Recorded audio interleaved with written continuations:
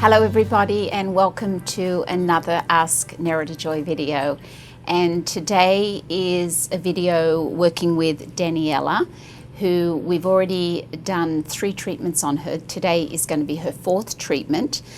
Today, I think we mentioned last time too, and I'm going to go back and just recap on what we've done with Daniella. And I'm going to slip in some photos there, some old past photos of her skin, so you can see the progress that we've been what's been happening with her skin and how she's progressed with her treatments here and her home care regimen. So her first treatment, we saw that her skin coloring was really, I don't like to say grey, but it was very flat and dull is probably a better word describing her skin from the first time I saw her.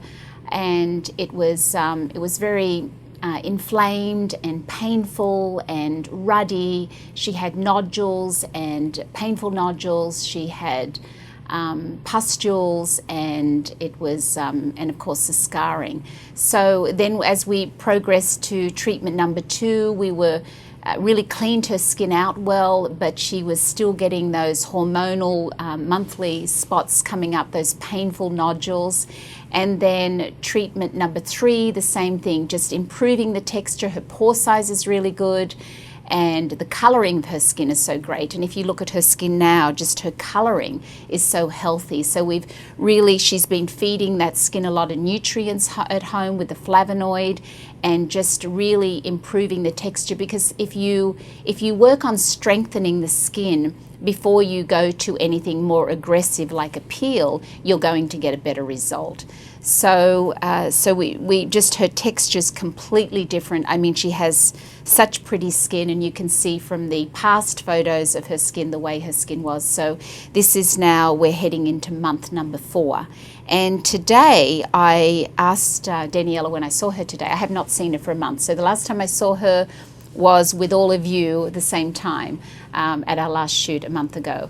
And I asked her today when she came in that did she want me to go more aggressive in the retinol route, meaning never prescription, but I do have stronger retinols, different strengths of retinols in my back bar, or would she prefer me to go the peeling route, which is the lactic, the milk peel. So the lactic acid peel. So she said she wants to do a peel. So today we are going to do a peel, and it's not going to be a really long, lengthy treatment. Her skin is very clean.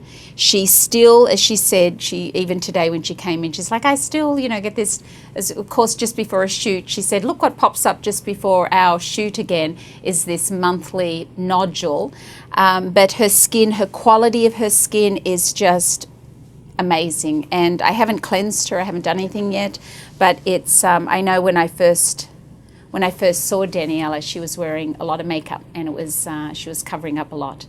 And so I am so happy to see where her skin is today, and just the improvement in the quality. As I said, her pore size, her coloring is just amazing. So it makes me really happy. So anyway, we're going to cleanse off her skin. I'm going to cleanse with the non-foaming gel cleanser. I'm going to be doing an exfoliant on her, and then I'm going to I'm just going to work in just a little bit of the treatment, the flavonoid again on her skin, and then I'm going to be putting the peel on her skin, and that's it. So we're going to get started.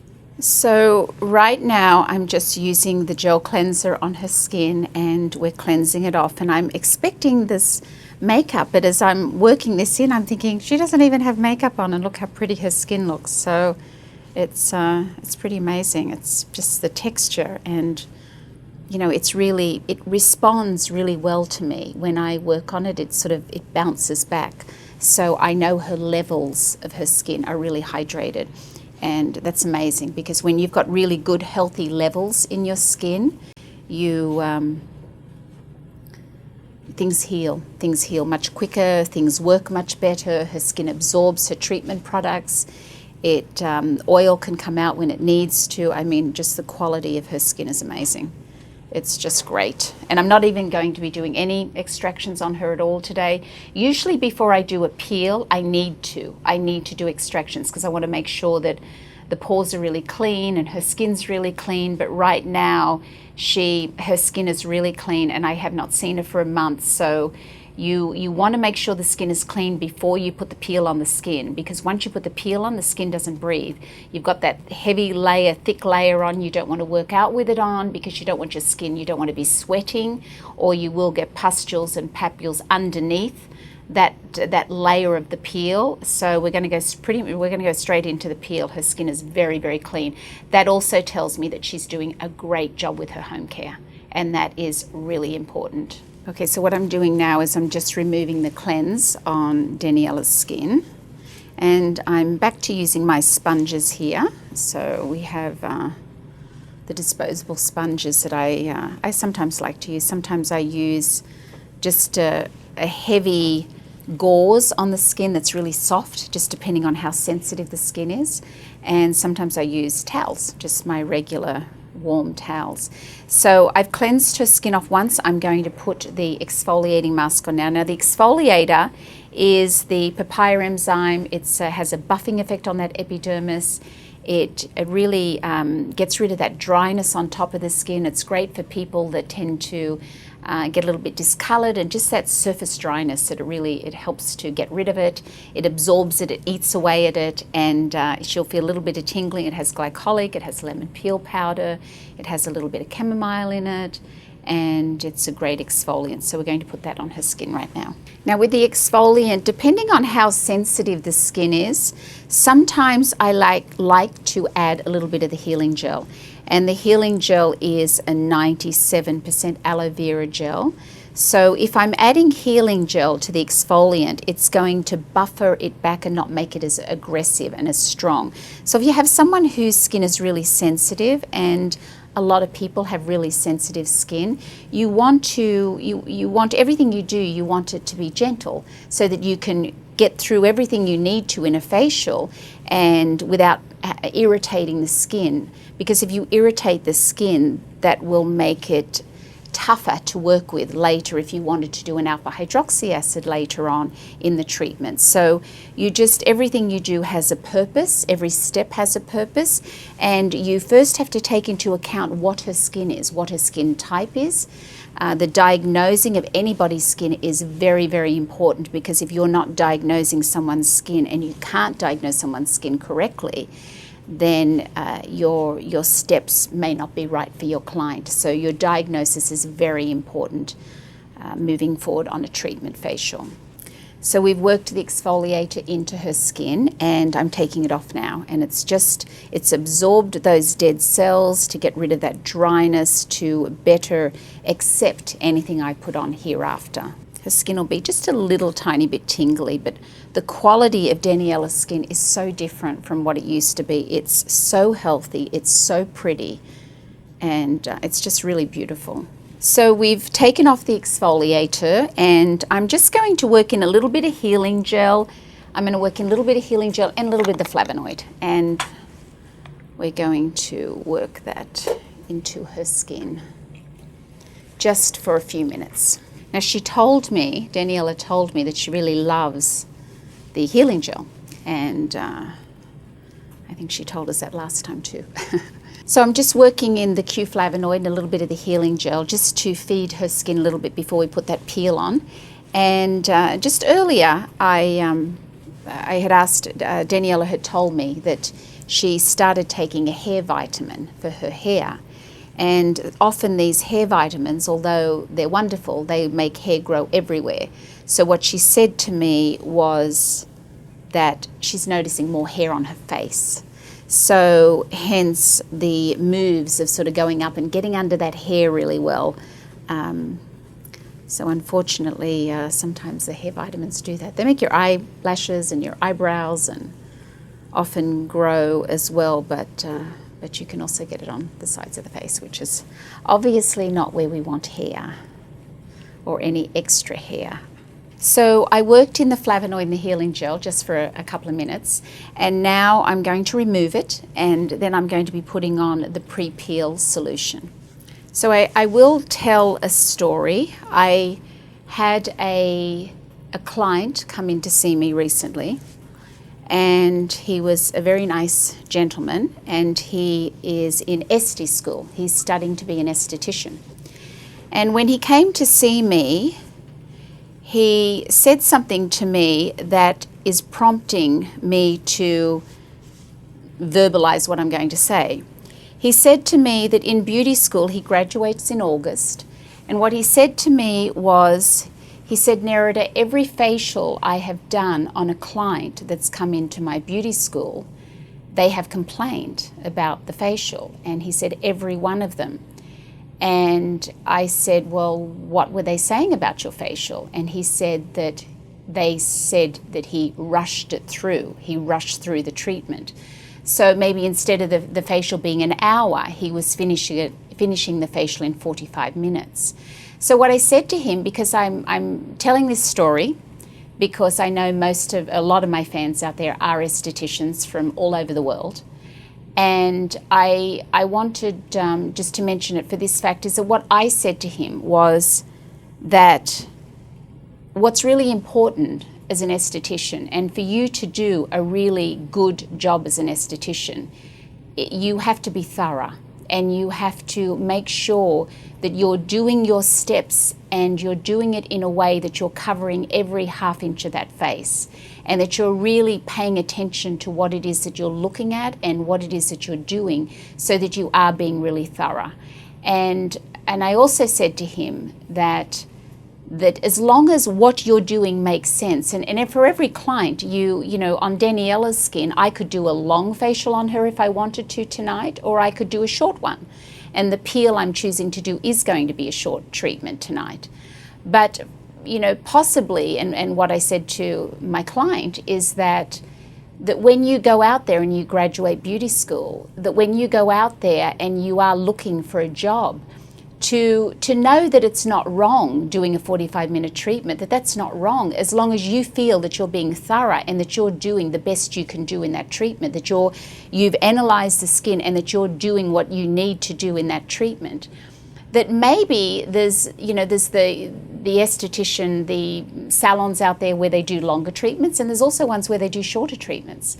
So if you are someone who feels that, you know what, I can do a really good facial in 45 minutes, then there are places where they do 30-minute facials and 45-minute facials. So just know that there's a place for you out there, and that if it makes sense to you and you feel that you're doing your job in that time, then that's all fine. So I wanted to say that to you because, you know, I choose to do a long massage in my treatments because to me, the massage is really important for certain skin types and most skin types. So I do a long massage because that's what I know, for me, what works for the skin.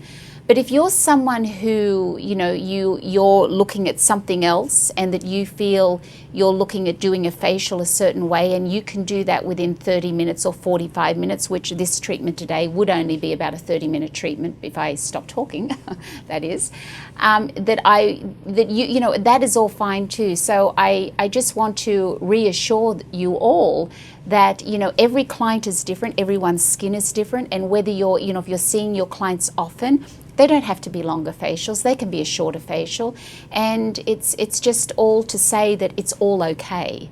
So as long as you're treating what your client needs for her skin, and that's why you have to be able to diagnose skin. That is the key, is number one, diagnosing skin, and number two, knowing your products so that you know exactly what to use on them that's going to get a difference for your client. So I just wanted to say that before we go forward. So now I've cleansed and I've exfoliated her skin. I've also worked in a little bit of the flavonoid, the vitamin, and a little bit of healing gel just for a few minutes into her skin. I've now removed it, and now I need her skin to be clean and dry for the peel. The first product I'm putting on is going to be the pre-peel solution, and I'm going to put one coat all over the skin, and that is going to stop the peel from being a really strong peel, because I don't want to do a really strong peel. I am going to be more aggressive in the areas where Daniella has scarring down here, but the rest of it is not. I'm not going to put as many layers on those other areas. So with the pre-peel on Daniella, I'm just going to be putting it on with cotton. I want to get an even amount all over her skin. You do not want to have a fan going at this time because you want to see where you've put the peel, the pre-peel. You want to see where you've put the pre-peel so that you get all the areas that you need to get, because if you don't put pre-peel on an area that you then go back and put the peel on, she's going to peel there and it's going to be much more aggressive. Because of Daniella's colouring of her skin, she has this beautiful golden colour. You need to be careful in what types of peels you do on her. So I would not recommend certain laser treatments on her. I'm not a huge fan of a lot of the lasers out there for people that tend to be darker skin, and actually for just about everybody. I'm a believer in more the chemical peels because I want to work on all the different levels. The ideal laser treatments that I find to be good for freckles is maybe an IPL, a photofacial, or there's some milder ones which are called Clear and Brilliant, which is also just a very, very mild laser. But I'm not a fan in buffering back the skin to the point where it really thins it out too much, because as we get older, our skin gets thinner. And we do not want to be peeling our skin too much, because you can't make your skin thicker.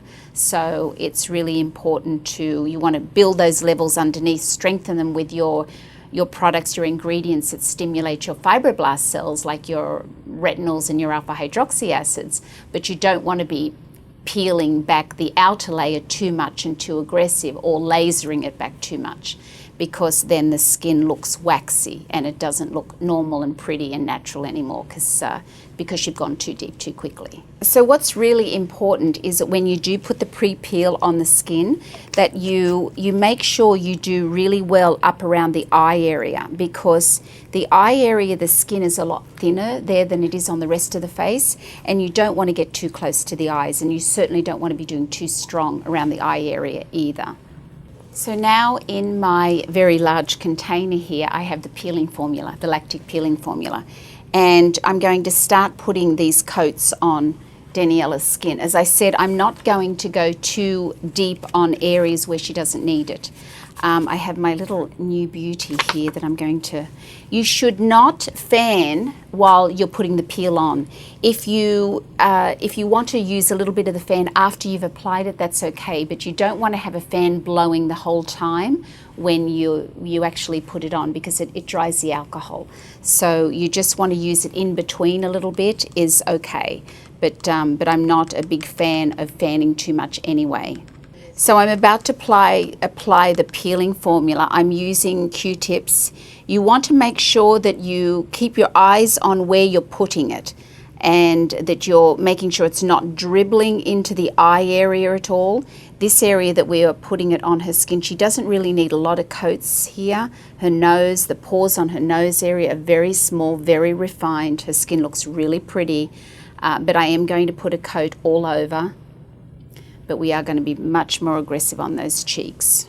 And I'm double dipping because the rest of what's in my container is going to be thrown out once I've done. So what I'm doing here, I've got my peeling formula in my very large mug that I didn't really need it to be this large, but it's all I could find at the moment that's a brand new one.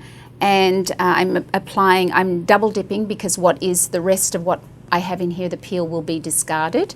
And we are going to be much more aggressive with the peel on Daniella's cheeks, her lower cheeks where she has the scarring. So we're going to be doing many more coats down here. And you're going to see shortly her skin is going to start to turn red. So when you first start applying the peel, your client's not really going to feel it. They don't feel too much pain, and then all of a sudden it hits. And she will start to feel it shortly. If she's not already, she will start to feel it. So once you've applied the peel, if you would like to fan a little bit, because you do want to try and dry it in between, I'm just using a piece of paper. My new beauty, my favorite magazine. Okay, so just a little bit. It dries the alcohol if you're fanning the whole time. So here we go. Okay, so we're going to start again. We're going to do the next application.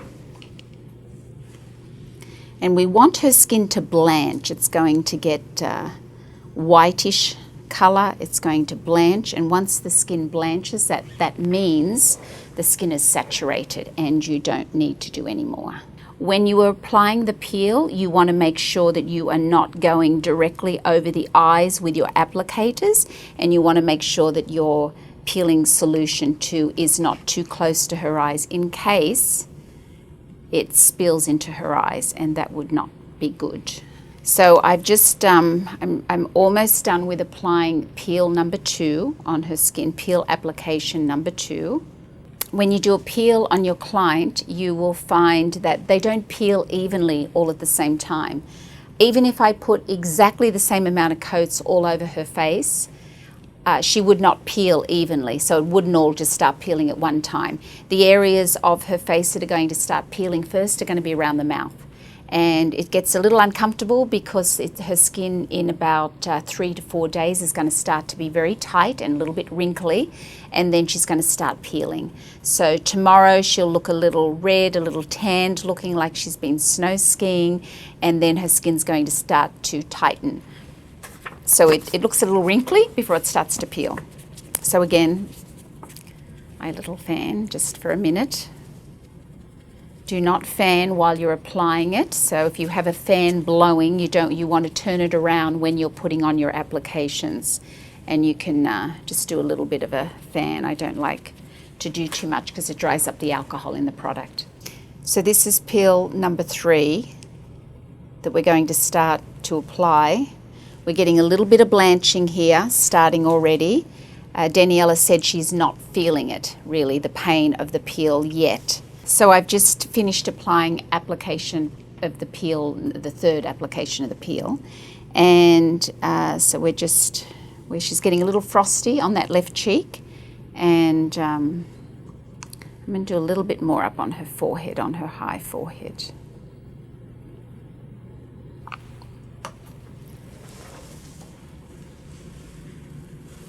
Now if you get the peel on your fingers are going to feel funny for a couple of days, so it doesn't wash off.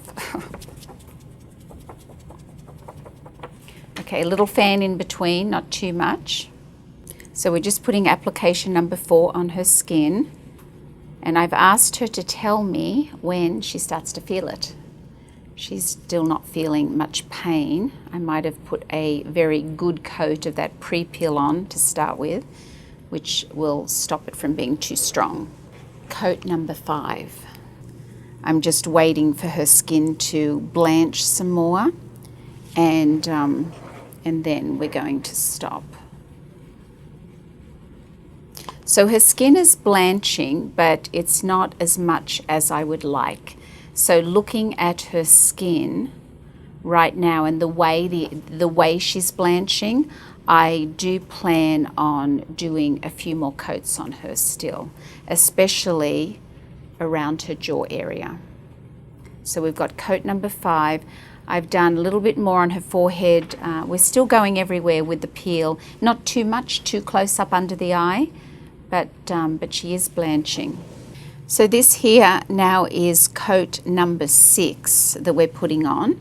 And you can see her skin is blanching, certainly on a couple of the pimples here where it's white, it's definitely blanched. Daniella says that she is not feeling a lot right now. She said her skin feels a little hot, but it's not too uncomfortable, which is nice. And usually I can do 8, 10, 12 coats. I don't necessarily always do that on everybody. Some even go stronger and will do 20 coats, but I'm just going to see as I go along. You can't make that decision until you move on with each treatment application of the peel to see how many coats you're going to do. You have to wait and see how the skin responds as you're doing it to know exactly how many coats you're going to be doing. So now I'm putting on application number 7. I am not going to be putting any more on her forehead, and I'm not putting any more around her nose area either. I did do just with one Q-tip. I went back and I did a little bit above the lip, and we'll do one more coat just above the lip there. Okay, this is coat number 8. And we're just doing it around this area here, around her jawline.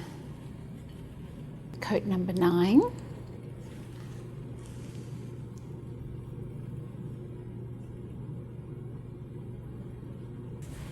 And the last coat, coat number 10.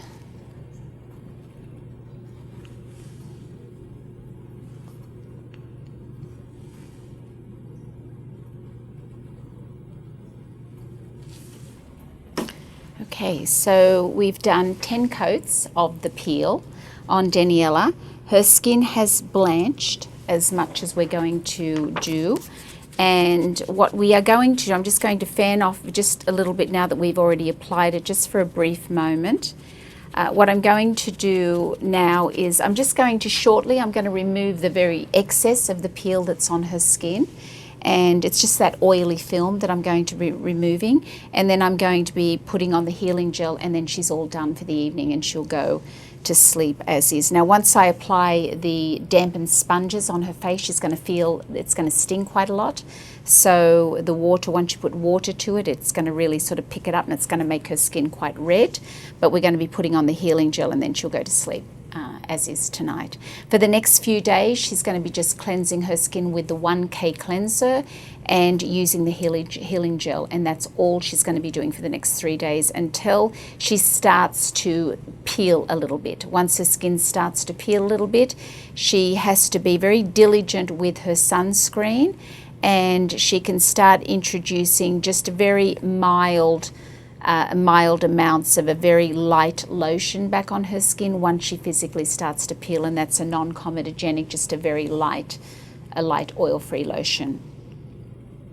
So we're just going to take the excess off there now, and it's going to be with Kohl's sponges. You're going to see her skin, she will say that her skin is going to burn more at this point, and so I'm just removing that very excess, the little excess that's on the outer layer of her skin, and putting healing gel on, and then she's done. This one here is the healing gel I'm just putting on her skin. Now she said she feels it, yeah. So it's going to sting for probably about 10 to 15 minutes until it starts to calm down, and then she's going to be good. I'm going to put a little eye gel very close up around her eye where I did not put the peel, because she's going to be going home and going to bed. It's late here again tonight, so.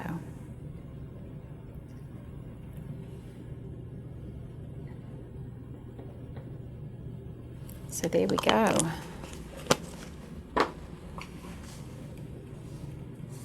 So that is it. If I was not talking as much, it probably would have taken me maybe 35, 40 minutes maybe to do the treatment in between. You can see the pimples here. These couple of pimples that she has have blanched on top, and she's blanched. She's a little sort of whitish looking. She's blanched around this area, a little bit on her forehead as well, not too much. As I said, she's going to be not doing anything other than using a gel cleanser, a non-foaming gel cleanser, and using the healing gel on her skin from now for the next 3 days until she starts to peel, and then she'll be able to introduce her just a very light lotion on her skin that doesn't have alpha hydroxy acids or retinol. You don't want to be using anything like that until she's fully peeled off and her skin is no longer as sensitive, and that could be 10 to 14 days time. Then she can start working back with those treatment products. So that's Daniella's facial for this evening, and I think that's it. Now, I have asked Daniella, because we are going to be moving on with our future videos into rosacea and doing more anti-wrinkle and aging treatments. Daniella's treatment, this will be her last time that we see her on film, but I have asked her if she would shoot us pictures of her skin as she's going along with her peel, and also at the very end, once she's peeled off completely. So I've asked her if she could send us pictures so we can keep up with her progress and her beautiful skin. So thank you so much for watching us today, and we'll see you again soon. Bye.